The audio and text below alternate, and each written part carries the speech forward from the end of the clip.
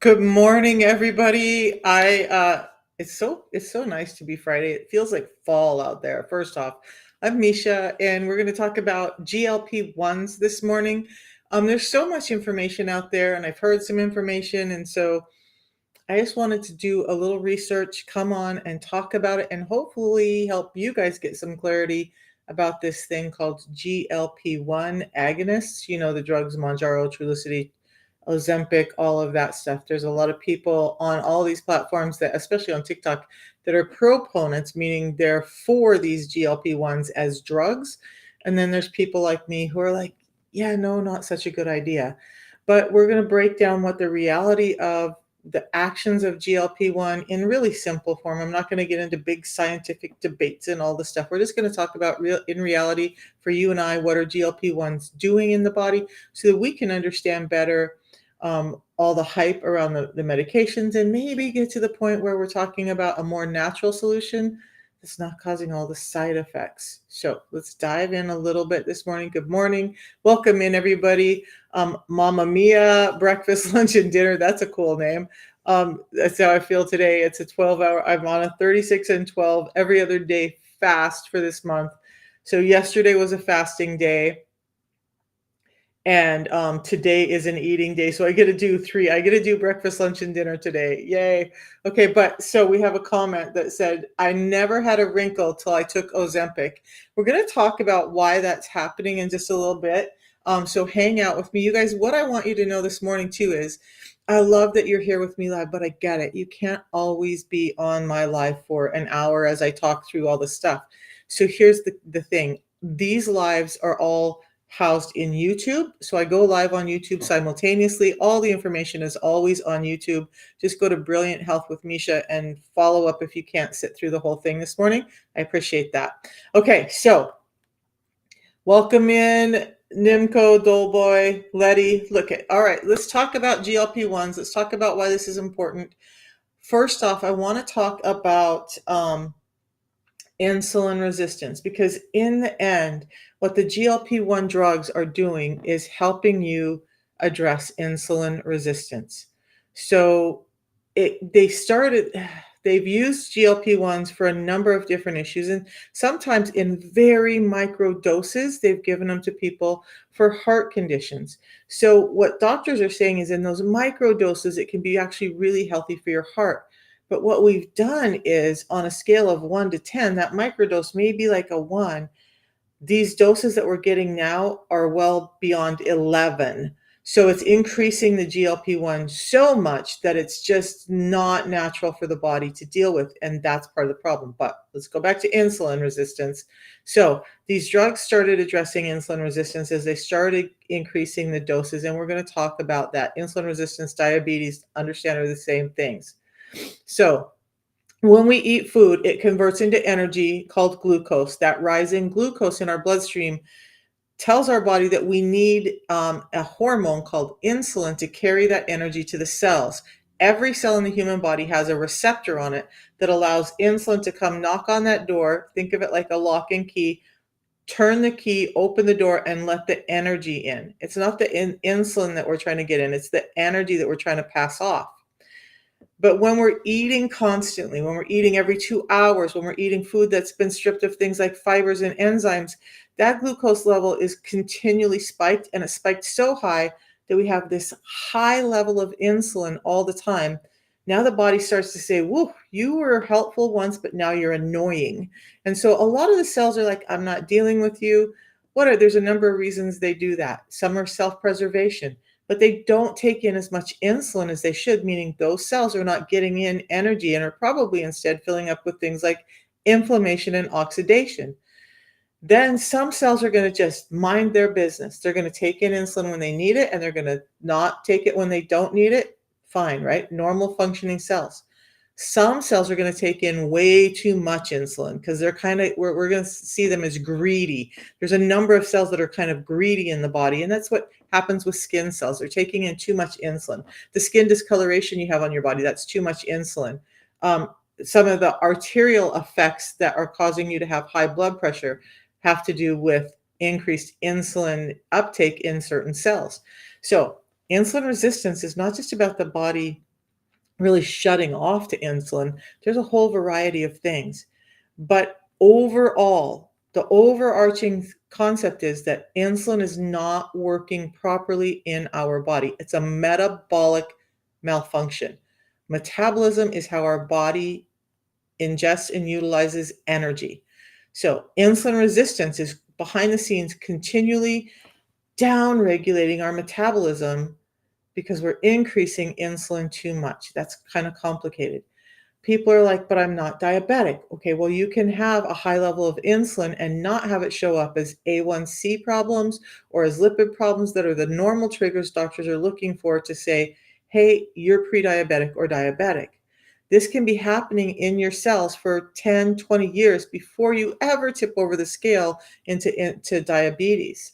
So we need to understand that when I talk about insulin resistance, the other thing I want people to understand, and I'm going to hope you can hear me on this, is that there was a study done in 2018 that said 88% of us have some type of metabolic disorder, which is likely rooted in insulin resistance. Just 4 years later, in 2022, we, with our modern food environment, have changed everything so much that that number went from 88% to 93% in just 4 years globally. So now we have a factor where 93% of us have an insulin problem. This is major. It explains why we have so many of the diseases listed above. Now, on to the GLP-1 drugs. Okay, so does everybody understand insulin resistance just a little bit? And I know that was really quick. So if I missed something, if there's something you didn't understand, please ask. I'm more than happy to clarify that. But I hope you have kind of a basic understanding of insulin resistance.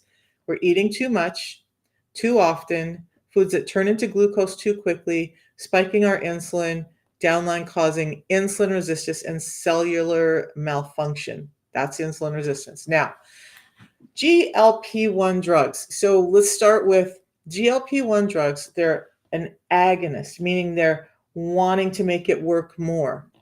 An antagonist wants to shut it down. So GLP-1 agonists are trying to increase this thing called glucagon-like peptide, a protein in the body that does a number of factors. It helps downregulate glucagon. It helps upregulate insulin. So insulin, let's talk about insulin and glucagon before I go on about the GLP-1. Insulin is a hormone created in the pancreas. Glucagon is the other hormone, one of the other hormones created in the pancreas. When we talk about metabolism, it's like yin and yang, two pieces of your metabolism that are pretty primary drivers. Now, insulin is elicited when we eat. Glucagon happens when we don't have food in our guts and that the energy from the food in our guts has been distributed. Insulin is anabolic, meaning it wants to save, it wants things to grow. So this is like the frugal spouse trying to hold on to all the money, and glucagon is a spender, it's trying to get rid of it all, right? So great, insulin comes down when we don't have blood sugars in, and that's important for our cells to start to be like, oh, that annoying neighbor is gone, I can breathe now. But now glucagon goes up. Glucagon is what happens when we're in a fasting phase. Glucagon's role is to increase sugar in the bloodstream. Oh my God, aren't we trying to get blood sugar down? Well, glucagon is increasing our blood sugar as it's necessary for energy. And it does it as we're fasting, as insulin is down, and it senses, the body senses, hey, we need energy. Glucagon is the one that comes out and says, hey, fat cells, you got to let go of some of that energy. Hey, liver, let's dump some of that energy that's you're storing and laden with out so that we can use it to increase the energy level or the glucose level in our blood so that we can have energy even when we're fasting. So if you've got fat on your body, you have plenty of energy storage, right? So this is where the GLP-1 drugs come in. GLP-1 drugs increase insulin in your system and they decrease glucagon.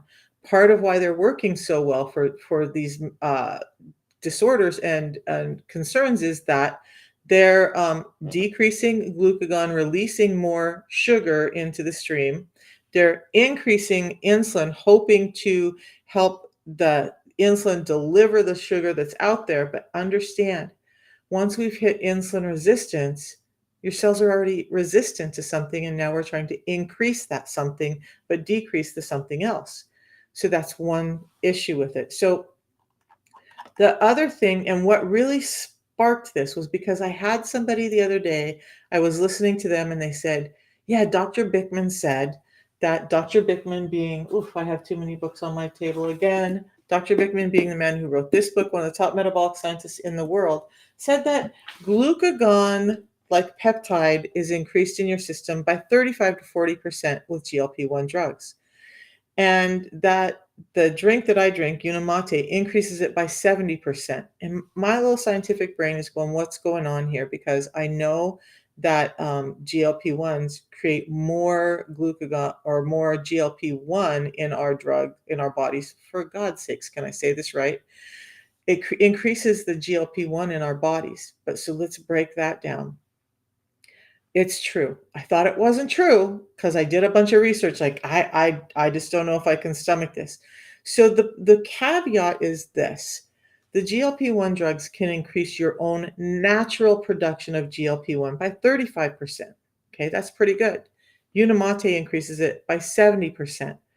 But where the tipping of the scales happens is that these drugs are a synthetic drug. They're a synthetic GLP-1. So it's not increasing your own GLP-1, it's adding a synthetic form on top of the GLP-1 that you're naturally producing. And we're going to break down what GLP-1 does in a second. So hang out with me, guys. But so that synthetic GLP-1, first thing I want to talk about is your natural GLP-1 is produced in your body. It ebbs, I say it ebbs and it flows. It peaks when we elicit it, and then when after a while it starts to go down. Now, if we know anything about the human body, we know that all of our hormones, all of these moving pieces need to ebb and flow. They shouldn't be turned on all the time. Okay.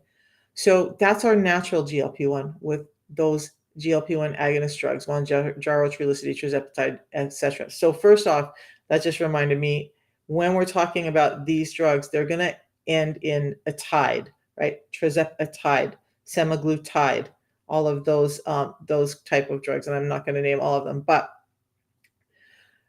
with the drugs, they're synthetic. I've mentioned that multiple times now. So what happens is they've had to say, well, the liver breaks down GLP-1 if we ingest it. So you can't take it in a pill form because the liver's going to break that down quicker. So you inject it into fat. Now there is one type, and I can't remember the name of it, that they've kind of helped that situation. But so you're injecting this GLP-1. I want you to ask yourself a question. If you've looked at GLP-1s, if you're doing them, ask yourself this question, just reality left, without all the science stuff, but just ask yourself, if you're increasing something all the time, if you're turning the light switch on and leaving it on all the time, and you have a high energy output from that switch, more so than anywhere else in the house, say 300 to 400 times more energy draw on that switch, and you leave it on all the time, what's going to happen? Things are going to start to go wrong. Well, we need to understand that with the body too. By the way, there's been no long-term studies on these GLP-1 drugs at this high amount that we can lean on to understand the long-term effects of the drugs. So the synthetic form, what's happening here is it doesn't break down.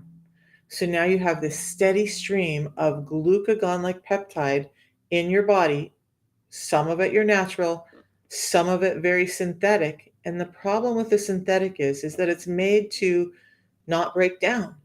So it's constantly in your system, constantly like wearing on your system. So think of it like that pipe that has water on it too long and it starts to get rusty. That's what's happening when you have anything that's too high, insulin or glucagon like peptide. So remember, glucagon like peptide is having you be more sensitive to insulin, but it's increasing the amount of insulin you have in your system. And you already had too much. That's how you got here. At the same time, it's downregulating or decreasing the amount of glucagon, even when you're in a fasting state. So glucagon is not really burning fat like it should or pulling energy out. Thereby, you're getting this reduction in blood sugars, right? But is it healthy to do it that way? I'm not convinced that it is. Dr. Bickman's not convinced that it is, and that's probably why the bigger part of why I'm not convinced that it does is because he's not, because he's the real scientist here. So some of the problems with the GLP-1 drugs is they're increasing so high at an amount that doesn't break down. Now, um, I'm just looking at some of my notes. Hold on a second. So some of the side effects of these drugs that you're going to notice are things like nausea, diarrhea, constipation, vomiting, and stomach pain. So GLP-1 agonists work like this. They start to slow down your digestion. So you know that you just feel full and you stay full for longer. That's a real problem with diabetics and people with insulin resistance is that we're hungry all the time, right? We're hungry all the time because our body's cueing that we need energy that it just can't get into the cells, either because it's resistant to the insulin or not able to put out glucagon. So these drugs are coming in and they're slowing down how quickly you digest your food. Now, in a small amount, that's good. We want the food to sit in our gut a while because we have to break the food down. A lot of the gastrointestinal problems we have today are because food is going through too quickly. So now we're ending up with things like Crohn's, IBS, all of the stuff going on because our gut is unhealthy, not getting fed properly. We're not able to utilize the nutrients from the food because it's passing through too quickly. And then we just have this whole problem. Okay. So it slows down the digestion. That sounds like a good thing, right? We're going to talk about that in a second. So you're slowing down your digestion, meaning that food stays in your system longer, meaning you feel fuller longer. So that's part of the action of the satiety with the GLP-1 drugs. But remember, they're not increasing it in a normal, natural amount that your body can recognize. They're increasing it 300 to 400 times through a synthetic form. Your natural form, yes, 30 to 45%, 35 to 40%. The It's increasing your own natural by 35 to 40%, but then it's going in and adding on top the synthetic form that's 300 to 400 times what your body is meant to have in it. I don't know. Do you see a problem with that?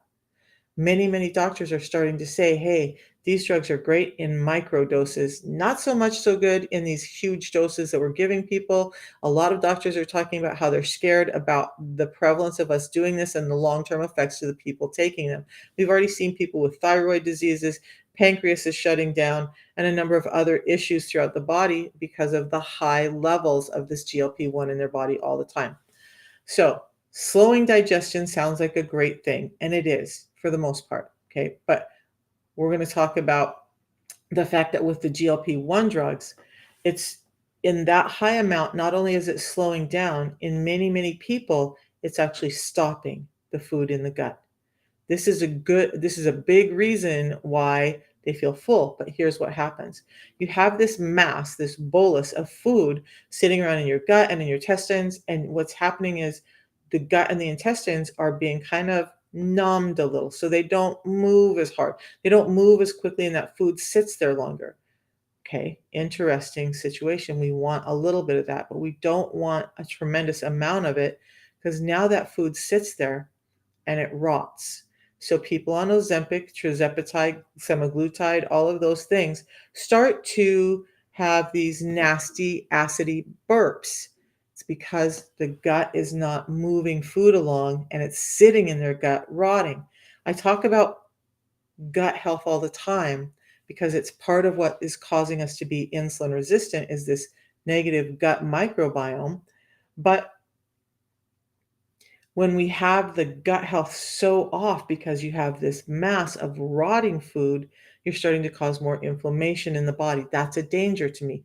But the bigger danger is that those muscles get so frozen and that food sits there so long that it now becomes an actual blockage, not just something that's being slow moving through, but it actually blocks the intestines into something called gastroparesis. These drugs can make gastroparesis way more prevalent in many people. I watched a documentary on a girl who was taking GLP-1 drugs. This happened to her. She ended up in the hospital. That gastroparesis can be deadly. It's deadly. Okay. So if that's happening to you and you're not feeling well, you need to make sure you're checked before you have to go into the hospital and have a procedure that helps get that bolus of food unstuck from your gut and move it on out. So what we want is a strong, healthy gut. that's moving food along at a rate that's healthy for our body, allowing us to get nutrients in. But GLP-1s have taken that and moved it from moving too quickly to moving too slowly. On either side, there's disease and disorder. So how does the fiber help the gut? So the fiber, whew, it does a number of things in the gut. So one of the things it's doing is it's feeding the positive microbiome in the gut. So when we're eating a lot of sugar and less fiber, we're feeding that negative microbiome. And one of the ones you guys are going to probably resonate with most or remember the most is yeast. So ladies, and it happens in men. I've known a couple of men who've had um, private no square infections of yeast, and they're like, I don't know what's going on. Well, they're also diabetic or insulin resistant. So that proliferance of negative gut microbiome starts to cause things like yeast to grow in your body. Now it shows up on your skin, shows up in the vaginal areas, in the exterior of the men on the skin, and you just start to have all these problems. Your head is itching, your skin is itching, you're just not feeling well. But it's feeding these microbiome that are causing this, and it's causing them to be overabundant. But the fiber, back to the fiber. So on this point, the fiber is helping feed the other part of your microbiome. So fiber actually feeds the positive microbiome, allowing it to get stronger, allowing you to have less inflammation and less of this intestinal disorder stuff going on. It's helping your gut work properly. So fiber is increasing, we're going to call it, because I used to be a power lifter, we're going to say it's like doing squats. Okay. So fiber is getting your gut to work the important muscles.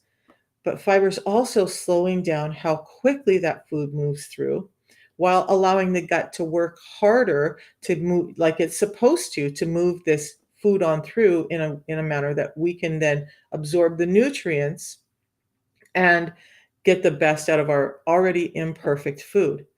But the fiber, especially the fiber I talk about, slows down the delivery of sugars. It slows down the delivery of fats. And this is how it's helping the same problem of weight and A1C and insulin resistance and diabetes, because we're now allowing the gut to function and get stronger. We're feeding the gut stuff that's good for it so that we don't have this overabundance of all the things that are causing inflammation, and it's allowing our food to be absorbed at a rate that's more normal for the body without without increasing the glucose too quickly in our body. So I like to think of fiber as like a time release for the sugars. So if you have fiber when you're having carbohydrates, which by the way, your fruits and vegetables are carbohydrates. Let's not get that twisted. We'll talk about that in a little bit. But that fiber, even when you're eating what you consider as natural, normal foods, is less in those foods now than it ever used to be. So the additional fiber that I take helps even when I'm eating things like broccoli. I never eat carrots because I'm allergic to them, and they're high in sugar, by the way. But anytime I have any kind of carbohydrate, whether it's those kinds or whether it's breads, pastas, rices, whatever, I have fiber first to slow down the delivery of sugar into my system and help my gut be more healthy. Now, I'm going to be having a fiber here this morning. I'm going to tell you the fiber for me does so much more than just that. It helps me with nausea. It helps me with stomach acids. It helps me with satiety. It helps actually increase my GLP-1 as well. Not as much as some of the other things I'm going to talk about, but this fiber can actually increase your GLP-1 naturally. So I do it sometimes even when I'm not eating, just to help my gut feel calm and healthy. Okay. I do it before I eat for sure. Okay. I was talking to a gentleman yesterday who is such a proponent of this. He actually has 2 of these every time he eats, regardless, because he understands the need for fiber. And we'll go into fiber a little bit more later. But let's finish up with GLP-1. Okay. Great questions, you guys. I love it when you guys ask questions, actually. So GLP-1, we know it slows down your digestion. I spent a lot of time on that. And so we want to understand that the right rate of digestion is important. These drugs are slowing that down and basically stopping your digestion from happening. So I'm going to talk about this fiber because it's a complex of fibers. You guys understand that every fiber is not equal. And all fibers do something different in your body. And we're going to talk about this in detail in a minute. But this has 7 different soluble and insoluble fibers, unlike this, which is one. So since you asked about fiber, we're going to address this. This can decrease your blood sugar by about 10%. Okay. Seems good, right? But what if you knew that this, because of the complex of fibers, because they're very directed, can increase your or sorry, decrease the absorption of glucose by about 37%, almost 4 times as much as this. Okay. One source, 7 sources. 7 sources that are specifically in here because they help with blood sugars and lipids. This is not a pooping fiber. Is it going to help your intestines and help you with pooping? Yeah. Yeah. But is it going to help you with blood sugars, insulin resistance, A1C? Absolutely. And we have a 90-day money back guarantee that this says it's going to improve your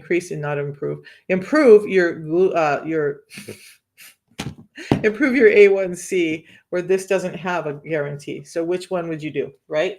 A multiple source specifically designed, or something that has no guarantee and does 4 times less the efficiency of the fiber that I'm talking about. We're going to go into that. By the way, if you're interested in the fiber, I'm not trying to be elusive. Go to my profile link, tap on that link, and you'll find the protocol there. So somebody's asking a question. I'm just coming in on the conversation. What are GLP-1s? Sharon, that's a great question. So yeah, you missed a little bit of it, and that's fine. So GLP-1s are glucagon-like peptide. So we have hormones in our system that are affecting our metabolism, but we also have some proteins. These glucagon-like peptides are proteins, and our body naturally produces them. However, in the system that we're in today with our food, we're just not eliciting enough GLP-1 from our body for it to do good. We're talking about some of the things that GLP-1s do. So it's glucagon-like peptide. When we talk about GLP-1s, most people are hearing about them because of things like Ozempic, Trulicity, Tirzepatide, all the weight loss drugs that are injectable that people are taking. That's GLP-1, glucagon-like peptide. So glucagon-like peptide is increasing insulin in your system. It's increasing insulin sensitivity in some cells, especially your muscle cells, but it's decreasing the action of glucagon itself, which is what helps you burn fat. So how are people losing weight with this? Well, it's kind of counterproductive, right? But they do lose weight with the GLP-1s because they're increasing stuff so much that you're not hungry. It's not necessarily in decreasing it because of I don't know, it's making your food better. It's decreasing it because you're just not eating. You're almost on a starvation type diet. And we're going to talk about some of the effects of that later. We were just talking about how they slow down digestion and hold on to that. And that makes you feel fuller longer. And so you're just not hungry. But then you get nauseated and you get some, like really gassy, nasty burps because you have this food just rotting in your gut and it's creating a negative gut microbiome. That's just kind of a like basic synopsis, Sharon. So now, again, I've said it many times, glucagon-like peptide, one, helps your pancreas increase insulin production, but you already have too much insulin. That's how we got here, right? So they're if a little bit is not enough, too much is going to do better. That's kind of the train of thought, okay? But when it does this, your blood sugar level, especially when it's higher, it's putting a bigger load on the pancreas. And so it's trying to help the blood sugar levels be balanced because the sugar that you're eating is hopefully getting delivered quicker, right? And especially in the muscle cells, but it's increasing the amount of insulin you have to produce, which is a load on the pancreas, which is why so many people who've been on these drugs for long term, a year, 2 years, are starting to have pancreatic problems, pancreatitis. Their pancreas is shutting down because it's doing too much all the time. Remember, the GLP-1 drugs don't break down in your system. So instead of like, hey, pancreas, produce a little insulin, the insulin going up and then coming back down, these drugs are like, hey, pancreas, increase your insulin, Pancreas, you got to increase more insulin. Pancreas, do more insulin. Pancreas, create more insulin. And um, that is important because it's too much for your body. And people on these drugs long term have been reporting a lot of problems. So it also reduces your appetite. Now, GLP-1 helps reduce your appetite by keeping that food from moving in your gut, but it also is sending messages to your brain through the gut-brain axis that says, we don't need energy, we don't need food, stop sending out hunger signals, we don't want to eat. Okay, so it's reducing your appetite by addressing that cue from your brain. Okay, so it's like saying, brain, stop sending out hunger hormones, we're good now. But it also is helping regulate your blood sugar by managing that insulin, by allowing insulin to be a little higher, hopefully allowing the insulin to deliver more to the system somehow, some way to get it out of the system. And and it's managing the insulin by slowing the digestion, keeping the blood sugar from spiking after meals. And that's crucial for people dealing with insulin resistance. I get that. But what if you could keep your glucose from spiking after meals without all of the damaging side effects of those drugs that are in there too long? That's what fiber is doing, by the way. Fiber is doing that job without creating all this imbalance. Bye, Crafty. It's good to see you this morning. And thank you for the congratulations. I was just mid talk. So, all right. So, what are we going to do if we know that these drugs are causing all this damage? By the way, I didn't go into that. If you look in the PDR, the prescriber's digital reference, and you look up any of those drugs, you're going to find all the contraindications and a lot of the interactions with other drugs.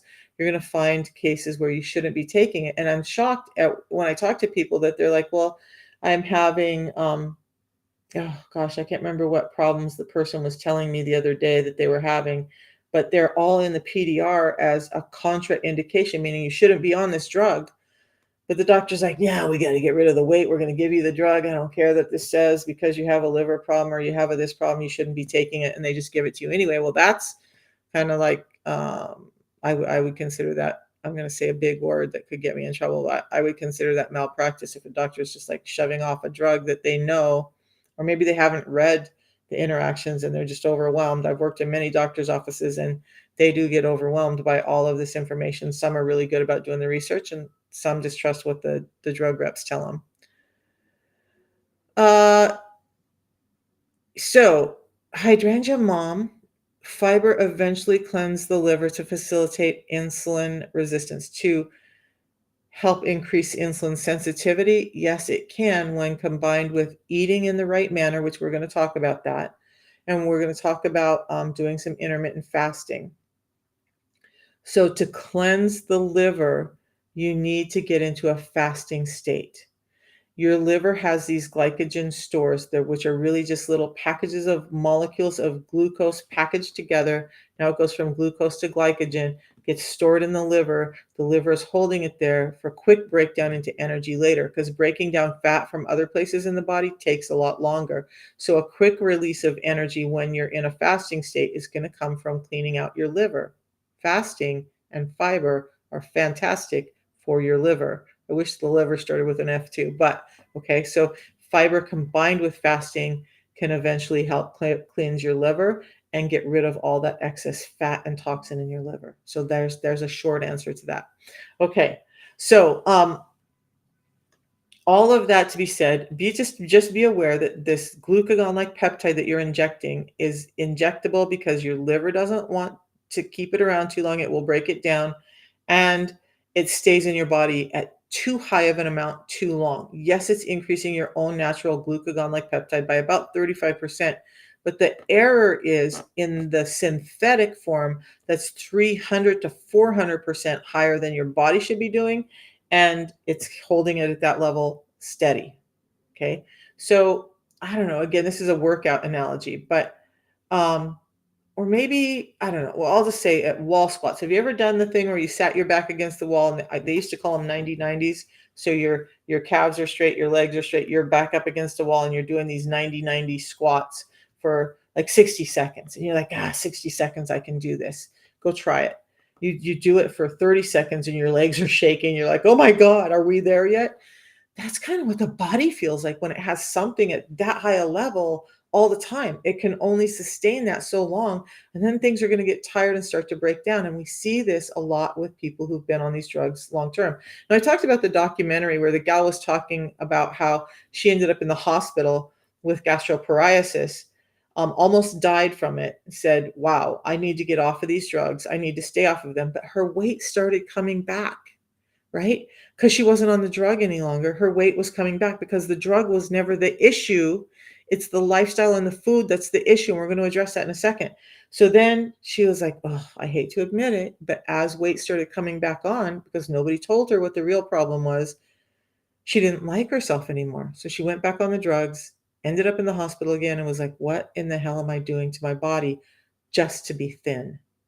That was a and I get messages from people like, "I lost my thyroid, I've had pancreas problems, my kidneys are under fire," all of these things of people who are messaging me and saying, "This is what happened when I took the drug." Now, somebody said they ended up with wrinkles when they were doing, Ozempic. So, never had a wrinkle before Ozempic. Yes, it's eliciting a lot of fat loss, but a lot of these drugs that azides are creating this weight loss because again you're not able to get energy. It's just changing the energy flow, so you're losing muscle. About 40% of the weight lost could actually be muscle. Now as an older adult, that's super important because we just don't put muscle on again. So when you go on these drugs and you're older and you have the potential that you're losing 40% of your weight loss in muscle that you're not going to put back on, that's a problem. But in age, one thing we can put back on is all that fat, right? So you go on this drug, you lose 100 pounds. So let's consider 60 pounds could be fat, 40 pounds might be muscle. You're older, you're not putting on muscle anymore. Now you've just took something that's creating more insulin sensitivity. One of the biggest users of insulin in our body is going to be our skeletal muscle, and you've just killed that off with those drugs. So now you go off the drug, you have less of the thing that's making you more insulin sensitive. So you're insulin resistant more after you come off because you've lost this muscle that if you're older, you cannot put back on. Okay.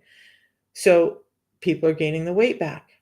And now instead of gaining back 60 pounds of fat and 40 pounds of muscle, they're gaining back 100 pounds of fat. Like this lady, they go back on it again. Now they lose another 100 pounds of fat. About 60% of that could be fat, and another 40% could be muscle. And so you're just in this constant state of increasing the ability to store fat and decreasing the muscle mass.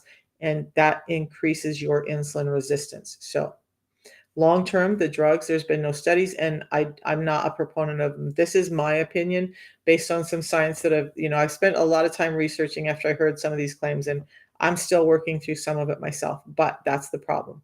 So now we want glucagon like peptide in our body, and we want it in an amount and in a way that our body can recognize and deal with to get all these great benefits of being satiated, our brain shutting down the hormone or the signals that they are hormones that we're hungry. So we want that, right? So what if I tell you now that this particular tea, this form of yerba mate tea, can increase your natural glucagon-like peptide by 70%. So again, the drugs are increasing it by about 35%. That's the healthier side of the drugs, right? But they're also adding on this 300 to 400 times the amount that we should be getting in a synthetic form that doesn't break down.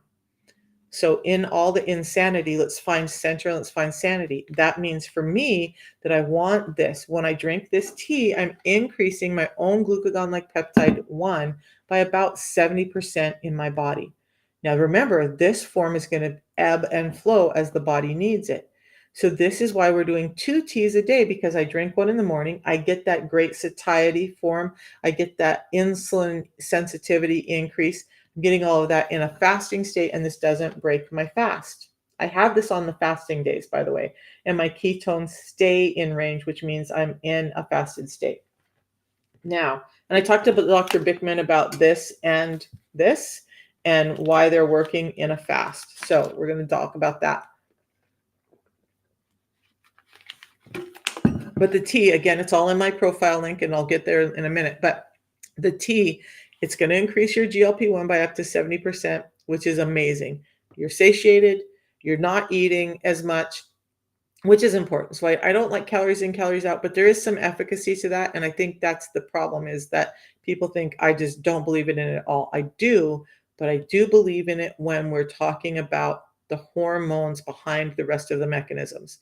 So this is helping the hormone of insulin stay down, the hormone of glucagon act normal, and we start to be able to burn fat for fuel. My glucagon is up now. I'm in a fat burning state. If insulin was up, the fat burning shuts down. Okay. Insulin shuts down fat burning. Insulin increases fat storage. Okay. So doesn't that make you wonder why they're increasing insulin with some of these drugs? Right? You're increasing your ability to store fat. And Dr. Bickman talks about this a lot and educates doctors on it. So a more natural solution for me has been the tea. I do it twice a day. I'm doing it this morning. I'll sip on it throughout the morning. Somewhere around noon, I'll be done with it. And then I'll just, instead of having some other drink, I'll just go mix up another one. And then I have that, or in this mug, I have so many stainless steel mugs. This one is just water. Especially, I do my own water, but this is water, and then this is tea. So this is the two things that are with me throughout the day. If you're ever around me, you'll see I always have drinks around. I'm a super hydrator. One is water, one is tea. Water intake is super important, and not enough of us are getting in enough water. That's a whole other topic, but just make sure you're getting in enough water. So Unimate, increasing your glucagon-like peptide by 70%, helping your appetite, it helps manage your blood pressure, but it also helps energy levels. So now we have the state with the tea, not the drug, where we have hunger shut down in our brain. We have hunger shut down in our gut. We have increased energy, and we have increased insulin sensitivity, meaning that the cells are now going to start to take in the energy better.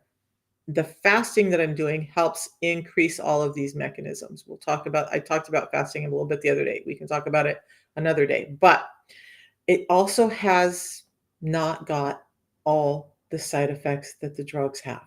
Okay. So it's more natural. It doesn't elicit it beyond what your body can deal with. And it doesn't have all those negative side effects of pancreatitis and thyroid being damaged, and this gastroparesis. In fact, the system that I do helps prevent gastroparesis. We're going to talk about that. But now we're talking about GLP-1 today. So I learned something really interesting in the last few months. Number one, I talked to Dr. Bickman about this. I did a long-term fast, and I asked him, I said, I was testing my ketones in fasting to see, when I was testing different things like the tea, did my ketone levels drop? You guys, it's important, because if your ketone levels go down, it means insulin is coming out. Ketone levels go up when glucagon is out. Remember, two sides to the metabolic story. This actually doubled my ketones during a fast. Now, I was listening to some people talk this morning about people who have a hard time getting into a fast, and Dr. Bickman was talking about exogenous ketones.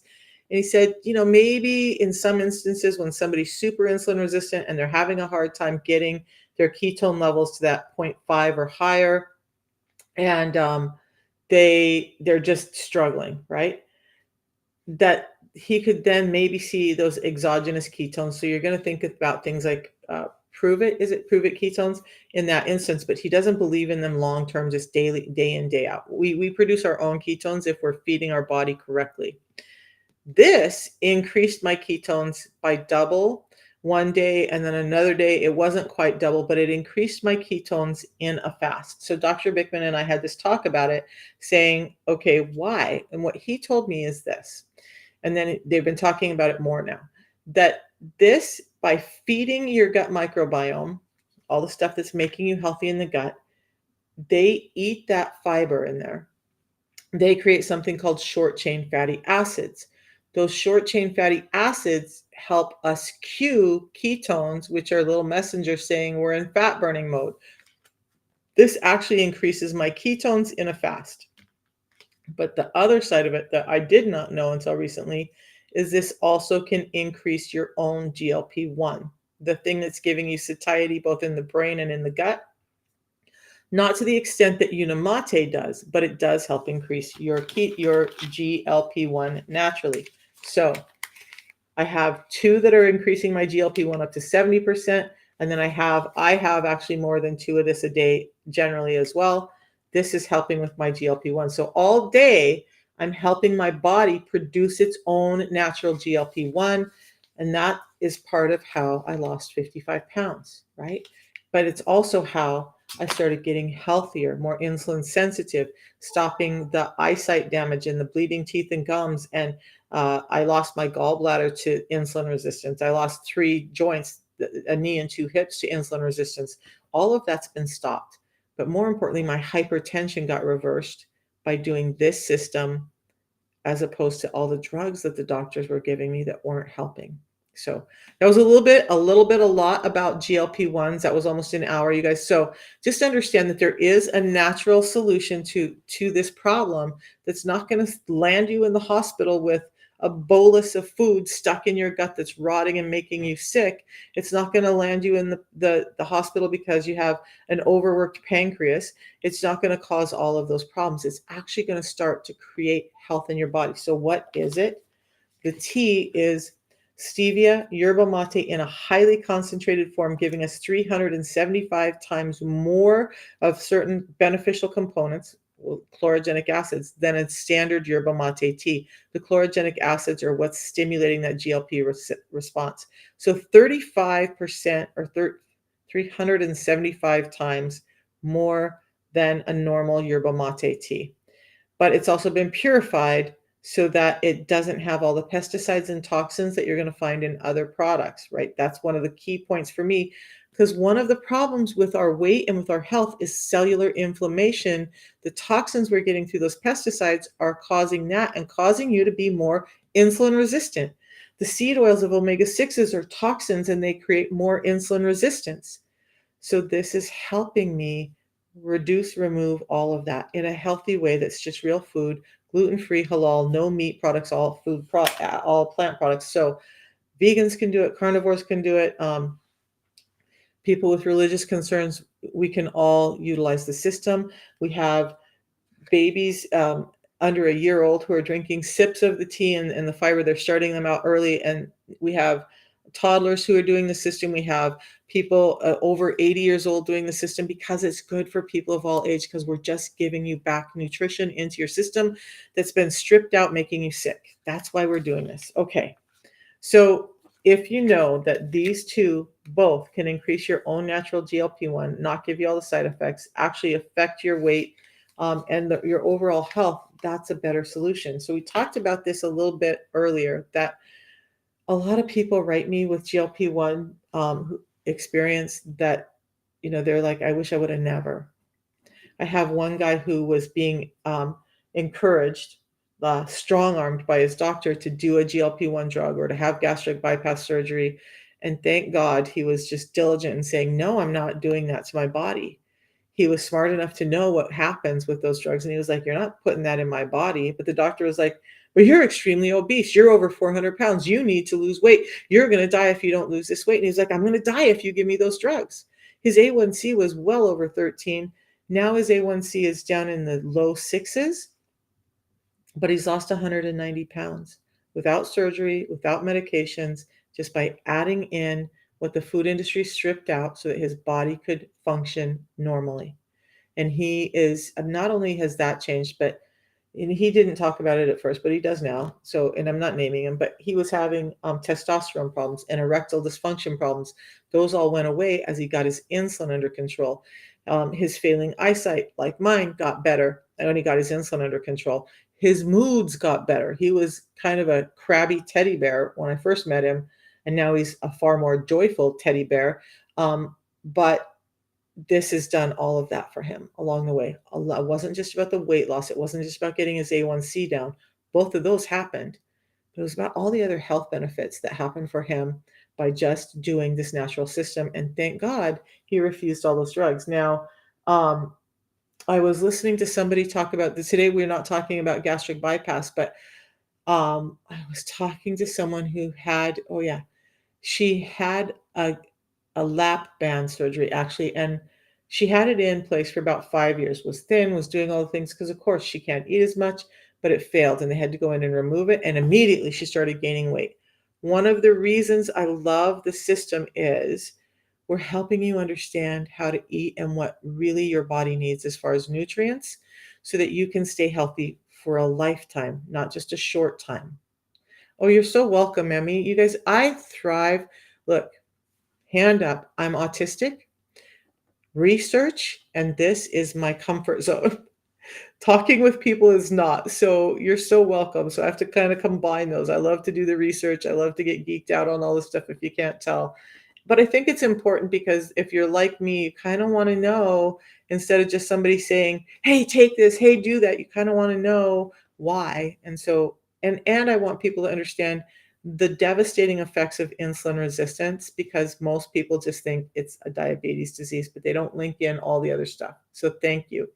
That helps me want to continue to do research and help you guys out.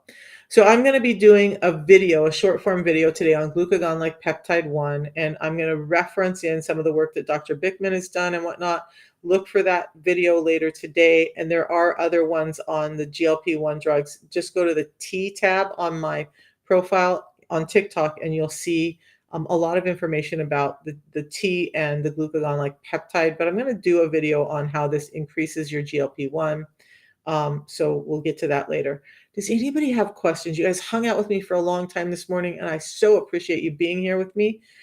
But the message is this: think for yourself. Don't just allow somebody else to tell you what to do, including me. Okay. So I found something that worked. And the reason I talk about this all the time, I was talking to somebody the other day and I wasn't trying to like convince them they should be on it. They said, "What do you do?" And I'm like, woohoo, here we go. Because I am so passionate about it. It's not just that, hey, I'm trying to sell something. It's because I'm very passionate because this saved my life when the doctors were struggling and terrified because they felt like I did that I wasn't going to live to see 70, maybe not to see 65 because I was so sick. Thank you, Jenny. I see you. Thank you so much. But all these doctors were working, and I went to multiple, and I had all these tests done, and MRIs, and CAT scans, and blood work, and saliva work, and urine analysis, and all these things. And the doctors were like, "We don't know what's happening to you, Misha. We can't help you." And then lo and behold, because I was devastated, and this is my story, you don't have to be to this point, but I'm telling you why I'm so thrilled about it is I accidentally found this right on TikTok, and it changed everything. It has a 90-day money back guarantee, and to be honest, that's why I started in the first place. I'm like, Ozempic's not giving me a 90-day guarantee. Metamucil doesn't give me a 90-day guarantee. Hell, my own doctor doesn't give me a 90-day guarantee. This product does. So at the beginning, I was like, it's $5 a day. I was like, I can't afford that. I'm a single grandma with a very limited income. There's no way I can afford that. But in my mind, I was like, if you want to be around for your grandkids and your kids and not be a burden to them and shut down and have Alzheimer's and failing joints and them have to have you in some nursing home, which I never want to be in a nursing home, you better do something about your health. So I was like, okay, try it. And in the back of my mind, I was like, yeah, I'm going to do this for 30 days, 60 days. I'm going to get my money back. Not a big deal, but I'm going to say I gave it the shot, right? I gave it a shot. I tried. But you know what? Here it is 3 years later. I'm still doing this $5 a day because it changed the entire landscape of my health, not just the insulin resistance. Emmy says pharmaceuticals are a sick care system. Absolutely, they are. So I feel fairly confident in saying that. I'm never 100% confident in anything. This is life, but no. I had two family members who worked for Big Pharma. They were salesmen for Big Pharma. So they had all the manuals, they had all the lessons, they had all the stuff. One of the family members became hypochondriacal because they saw themselves in so many of the things. Guess what?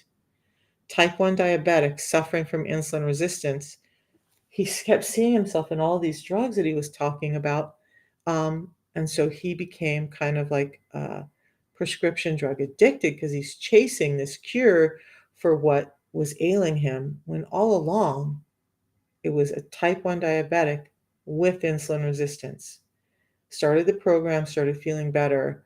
Does not work for pharmaceuticals anymore for a number of reasons. By the way, they're crooked on all sides. Um, but there's that.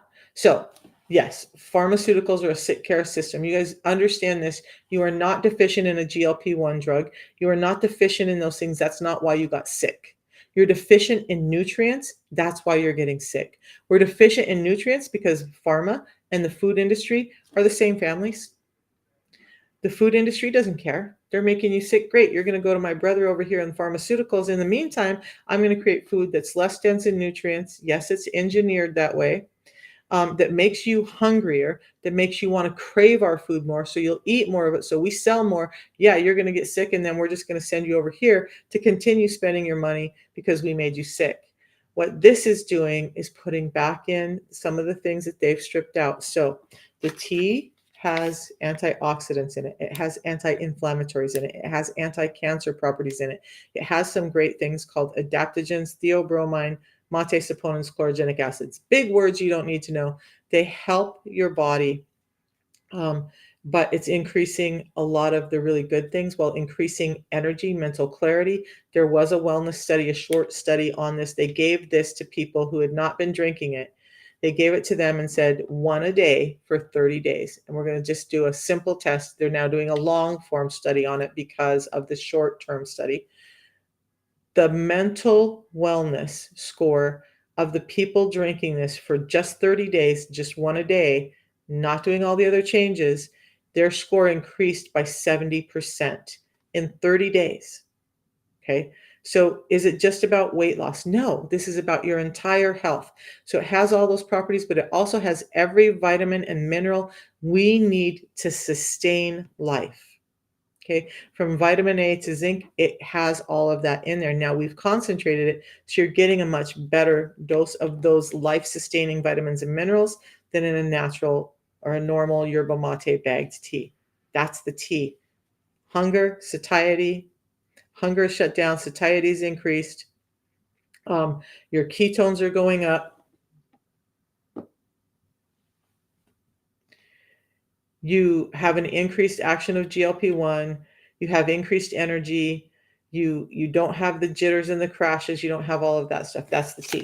The fiber that I have, I was going to mix it up. So I'm going to do that right now because I'm going to go eat after this. This is a fed day for me. We'll talk more about the 36 and 12 fast maybe next week. So I'm going to just mix it up. So that little packet is thin so that it will fit in a bottle top. Okay. So then I'm just going to open up the packet. This is how easy it is. And I take this with me everywhere. It's small enough. It fits right in my purse. If I'm on a trip, fits in my purse, fits in my carry-on. I never had a problem with getting through security with it. It's just food. Okay. So now I'm going to shake it up. That's all you need to shake it. Don't shake it for 10 minutes. It's going to thicken up. This will thicken up pretty quickly. So I'm going to drink it down. One of the magic things with this is that it gets so thick.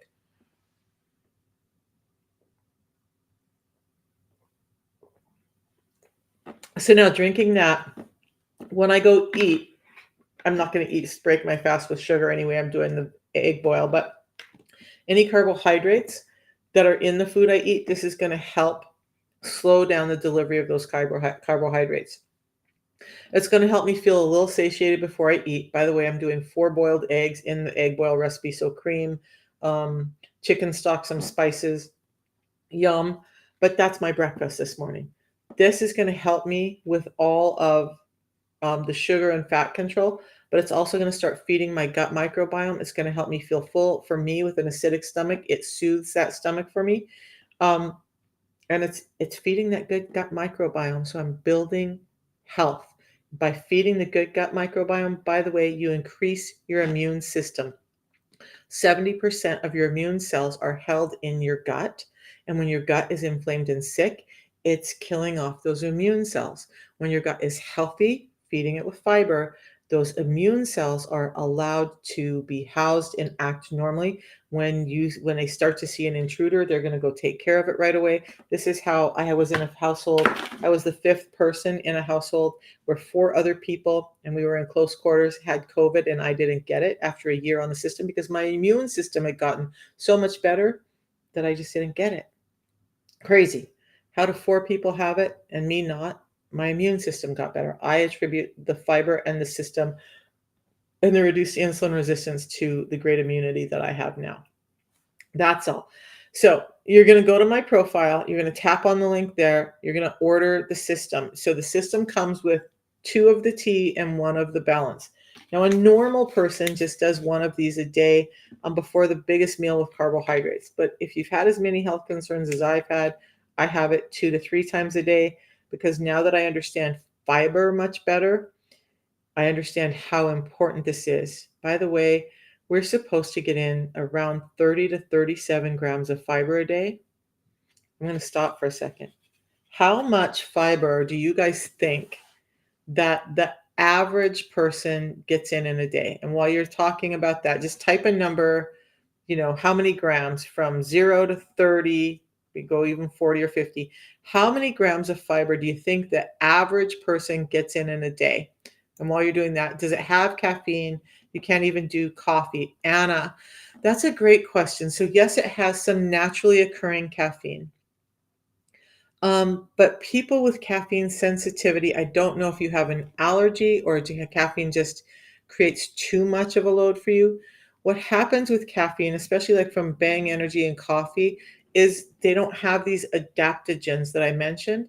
And what the adaptogens do is they modulate the response of that caffeine. So is it the theobromine also elicits energy without excess caffeine. So people are seeing they have more energy, but it doesn't all derive from caffeine. And yet at the same time, I was listening to a doctor talk about this, and she had this great illustration. It was a woman standing on a tightrope with one of those balancing sticks, right? So her first illustration was the person holding the stick, and there's caffeine, like from coffee, like you're talking about, on this side of the stick. Now, coffee has some naturally occurring chlorogenic acid. Coffee does. Okay, I'm not going to talk about the Bang energies and all that stuff. So that little bit of caffeine helps that, but still the woman was standing there with this balancing stick and the stick is tipping.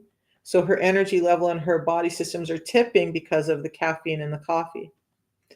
Then she had another slide and she was talking about yerba mate and unimate. And she was like, well, the increased amounts of chlorogenic acids, theobromine and mate saponins, then if we take those adaptogens and we look at this balance stick, now we have this caffeine over here, but we're going to call these adaptogens the balancer for caffeine. So you put it on the other side of the stick.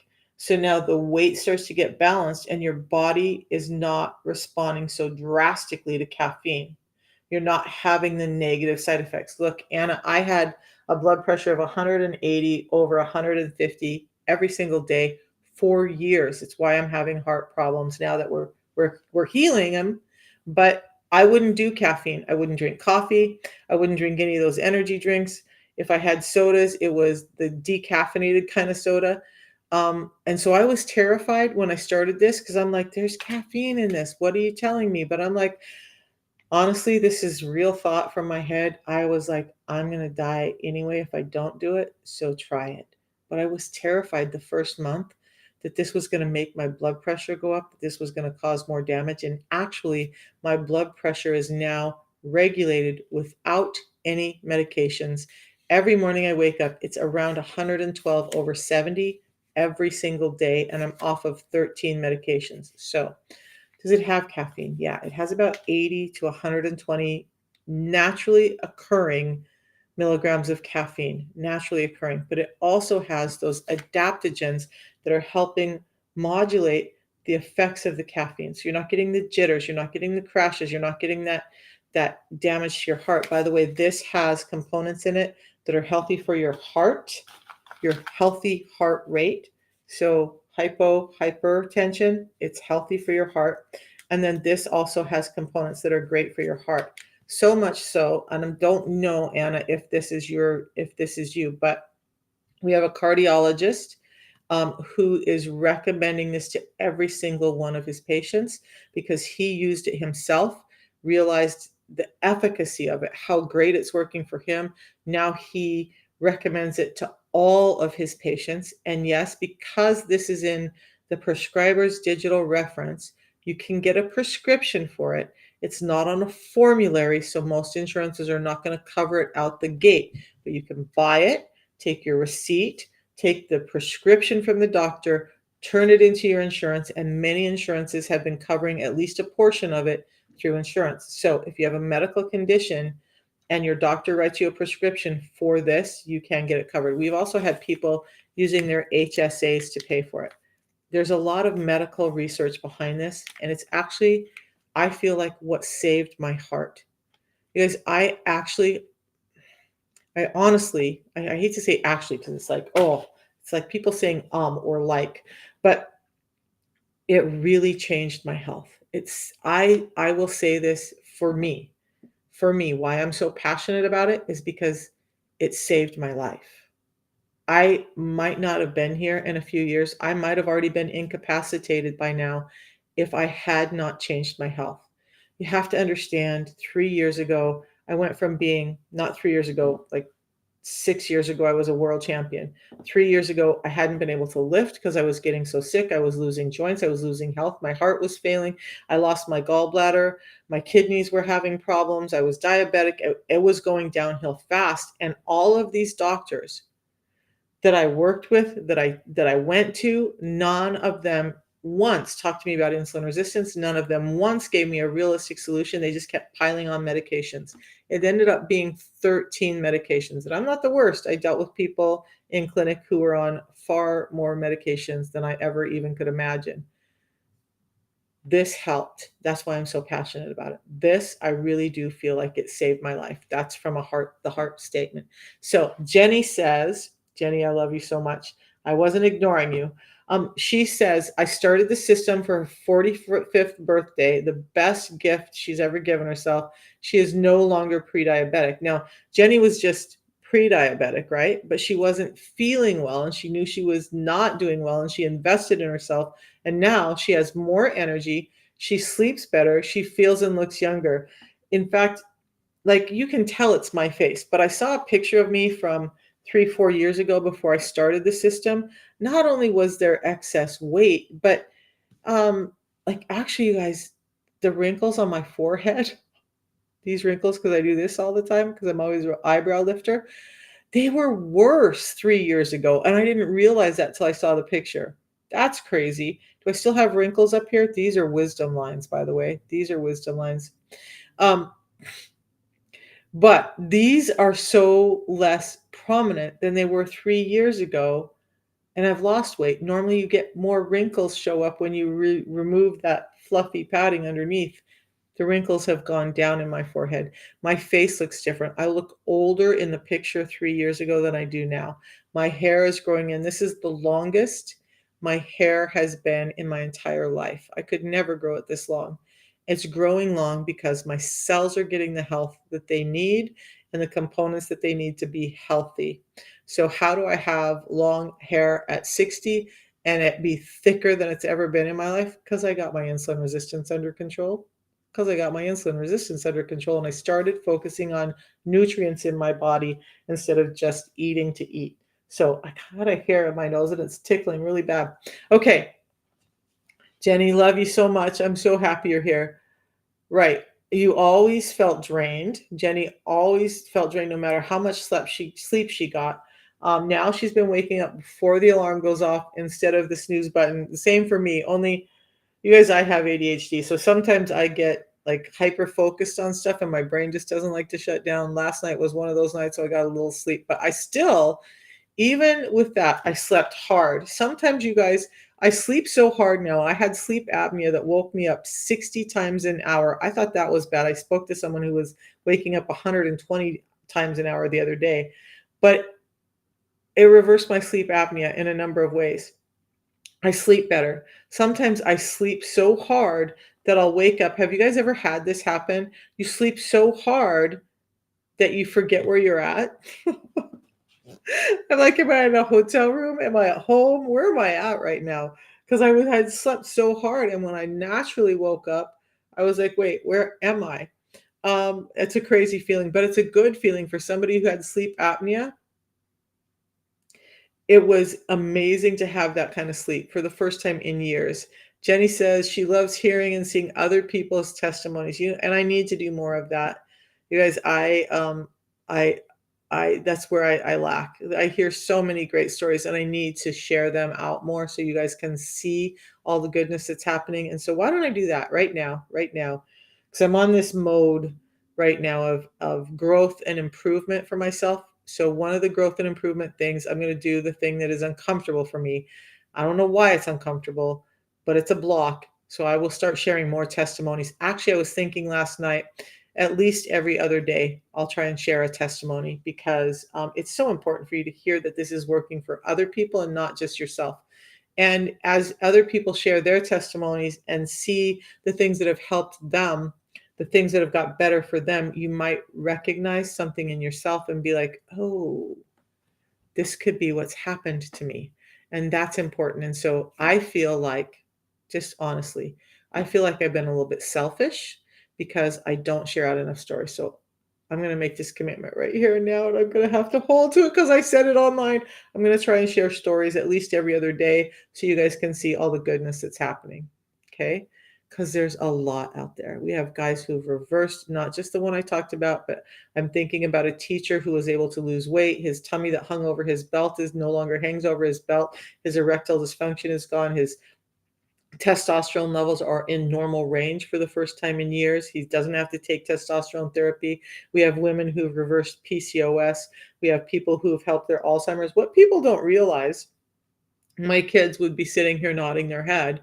My son, especially, was terrified that I was going to be that incapacitated and mentally debilitated woman that I was talking about because the long term effects of diabetes and insulin resistance is Alzheimer's and dementia. I was starting to show signs of that 3 years ago. I I hated it that my son would tease me about it, but I was really starting to show drastic signs of Alzheimer's. Not anymore. Not only does my son not worry that he's going to have to financially take care of me as I get older and get sicker, he doesn't have those worries. He's not laying awake. He's an anxiety. He's a autistic like me. We think way too much, but he doesn't have those concerns anymore. And so you know what? Beyond the health that it gave me, one of the biggest blessings this whole system gave me was the relief it gave my family that mama's not getting sick and debilitated and that we don't have to watch her decline like that. I'm going to cry. And that we don't have to take care of her as she declines. That, yeah, my body feels great. But I am such a family driven person that knowing that I've taken some stress off of my kids because they have their own life to live, that is the real goal for me. Like, I'm so appreciative of the fact that my family doesn't have to worry about my health anymore.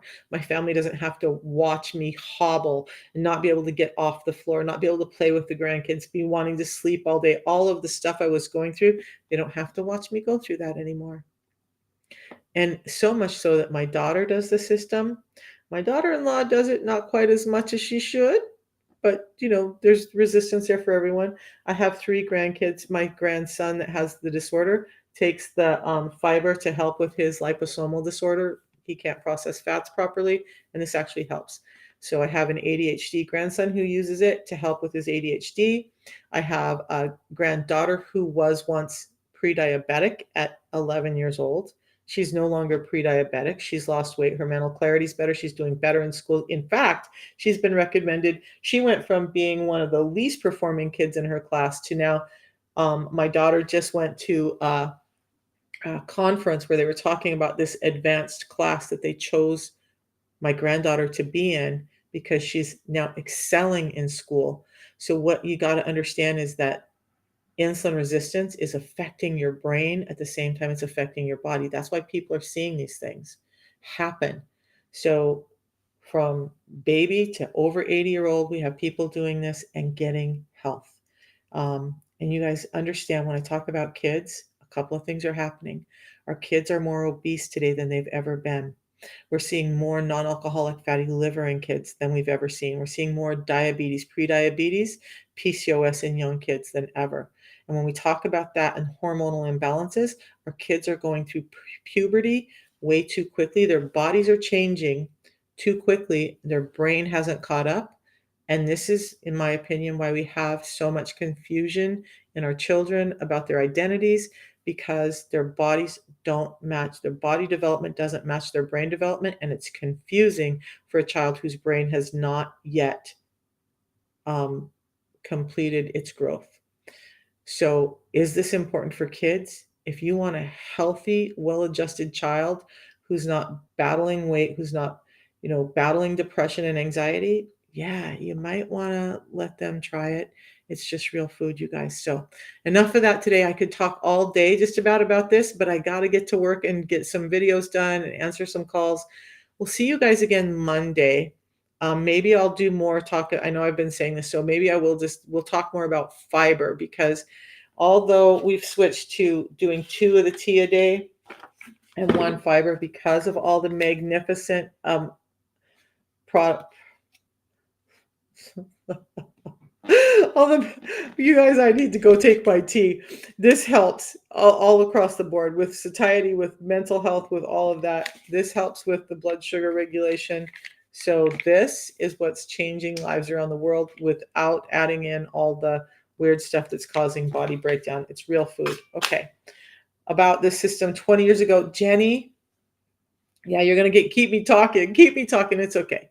It's Friday. It's kind of I need to make calls today, but it's also kind of my wind down day. So I say the same thing, Jenny. I go from, like, we were going to talk about my heart a little bit, and thank God I didn't ever go on those GLP-1 agonists, because now I know, the small amount of GLP-1 is good for your heart. That's probably why my heart's healing, but great amounts can be damaging. So I go from being pissed off to being grateful, because I'm pissed off that no one ever addressed insulin resistance. No one ever talked about any of this stuff. Like, I've been suffering from it since my 20s, probably. Um, would I have lost 3 joints? Would I have lost my gallbladder? Would I have damaged eyesight and some of the other things that happened? Probably not, had anyone ever told me about insulin resistance. Insulin resistance is the one thing that's in common with all the things I suffered with. And had I known 20 years ago, and had I been able to implement this 20 years ago, I might not have ever had any joint replacements. I might not have ever lost my gallbladder. Okay. I might not be wearing glasses today. Now, on the other side of it, my glasses, these are just readers, but they were a 3.0 diopter when I started. They're 1.75 now. Not quite, but almost half the strength of what they were 3 years ago. When I started wearing readers in my 40s, it was 1.5. So that's effectively 10 years of eye damage that's been reversed by getting my insulin under control. Hair's growing in thicker, weight's better, wrinkles are less, skin health is better, gut health is better. Just, you guys, I don't talk about weight loss enough. I know that's a big concern for most people. That's why we're addressing GLP-1 this morning. But weight loss should not be the big goal. Your health should be your goal. Does this create weight loss as a side effect of you getting healthy? Absolutely, it does. Emmy, thank you so much. I'm glad you said fun, because for a while I was way, way too serious. And I'm trying to just, you know what? I'm going to say this and then we're going to hop off. But with autism, one of the things I've learned is to mask. And so I have this version of me that I've learned that society wants. And I'm really working on just being the me that my gut says I need to be. And so thank you, because that means a world to me right now. You guys will have a blessed weekend. Go spend it with your family. Go spend it doing creative things, and we'll talk more about fun stuff on Monday. Love you guys all so much. Thanks for hanging out with me. So Christine, I'm going to put the link in right here. I know, because my primary is, oops, that didn't work right. There we go. We'll remove that one. So it's easy. You just go to that link. It's going to take you directly to the company's website where you can order. What happens is they're going to send you out a series of emails to help you understand the system and help you get started right. But you're also going to be connected to me. So I'll be sending you out some texts to help you understand. And then if you want to, you just call me, or I request that people text me because I'm on the phone and in meetings all the time. So just text me, and if you need me, then I'm gonna, as soon as I have a moment, I'll break away and call you, and we can go over things. I can help explain, if you're concerned. I'm not a dietitian, but I can certainly help you understand where maybe we can tweak your diet a little bit to help you facilitate becoming insulin sensitive. And I appreciate your trust in me, Christine. That means the world to me too. So look forward to texts and emails. Pay attention to your emails. They'll be coming from the company. They will also, let's talk about that. I'm going to encourage you to just do the auto ship or the subscription. I can never remember what they call it. You can cancel that at any time. But I tell you that because I want you to save money. Here's the thing. When you do, and I do it, and I change my auto subscription almost every month. Don't tell the company that I'm telling you guys all this. But when it's on auto subscribe, I save $10 off of the system every month, but I also get free shipping. So it used to be that that was about $10 to $15, right? Now shipping is so much more that that $10 to $15 is now worth about $25 in discounts for you by just putting it on subscription. Now, you do it and something happens and you don't want to do it, you can just cancel that. You're not locked in for any time period. It just lets us know that what we're producing for the month. So you get the discount for us being able to kind of forecast what's happening. Um, so there's that. Now, also pay attention to your emails because you'll be getting, as you go through this process, when you do the subscription, they will send you an email out 5 days before your next subscription processes. If you need to get it quicker, you can up the date. If you need to put it off, you can, move that date out. If you have financial concerns that you need to wait for a few days, you can do all of that. So, and then I help you. You just text me if you're confused about it, and I'm going to send you screenshots. We're going to hop on. We're going to help you understand how to manage all of that. But just save yourself the $25 right now. And that is because I want you healthy, but I also don't need you to spend more money than you need to spend. So, okay, guys, since you guys have my full attention, is there any questions? You guys have been kind of quiet this morning. Any questions anybody has about any of this before I hop off? Because I'd love to address them. And again, I'm going to say to you guys, very, very thankful that you trust me, that you're here. And I look forward to helping you. Christine, I'm so excited for you. So we'll be talking soon. All right, you guys, have a good day. I'm going to go get some of these other things done. Have a blessed, blessed weekend. I am going live at night talking about the challenges and successes of my journey as an entrepreneur. So if you want to join me, I'm doing that live at 11 every night for just 10 minutes and just helping you see what life can be as you get older because I thought it was over and now I think it's just beginning. Have a great day, you guys.